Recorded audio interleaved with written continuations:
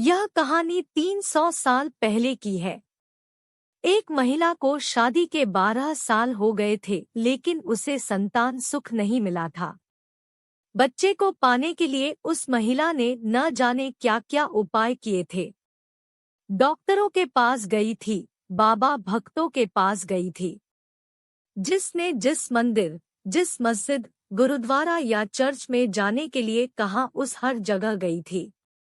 जिस भगवान का नाम लेने के लिए कहा, उस भगवान का नाम लिया था, और जितने उपाय या उपवास करने के लिए कहे सब किए।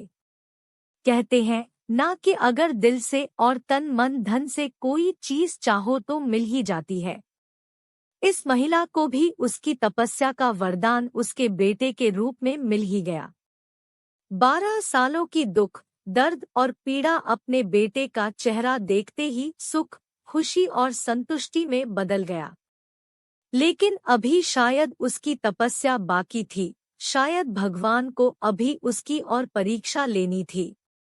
जब उसका बच्चा 1 वर्ष का हुआ तो एक दूसरी महिला ने उसका बच्चा चुरा लिया। सोचिए उस माँ की मनस्थिति क्या होगी जिसने दुनिया में सबसे ज्यादा जिस बच्चे के लिए अपनी जिंदगी जी थी, उससे उसका बच्चा ही छीन गया। उसे ऐसा लगा जैसे किसी ने उसका बच्चा नहीं, उसके शरीर से उसकी आत्मा ही चुरा ली हो। उस दिन से उस माँ का जैसे खाना, पीना, सोना सब छूट गया था। उसे ना भूख लगती, ना प्यास लगती, ना नींद आती।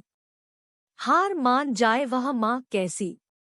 अपने बच्चे को ढूंढने में उसने जमीन आसमान एक कर दिया, और आखिरकार उसने अपने बच्चे का पता लगा ही लिया।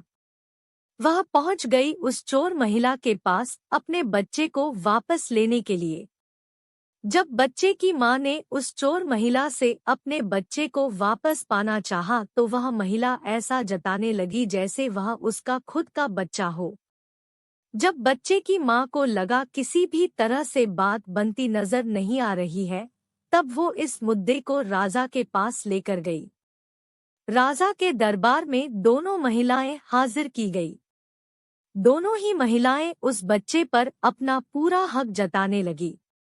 राजा और उसके सभी दरबारी काफी आश्चर्यचकित और हैरान हो गए, क्योंकि बच्चे की सच्ची मां को पहचानने के लिए उन्होंने जितने भी सवाल बच्चे के बारे में दोनों ही महिलाओं से किए, जो उसकी आदतों, उसकी पसंद या उसके निशानों के बारे में थे, दोनों ही महिलाएं उसका सही सही जवाब दे रही थी। जब इस समस्या का समाधान निकलता नजर नहीं आ रहा था, तो राजा ने अपने खास और सबसे समझदार मंत्री से इसका निराकरण करने के लिए कहा।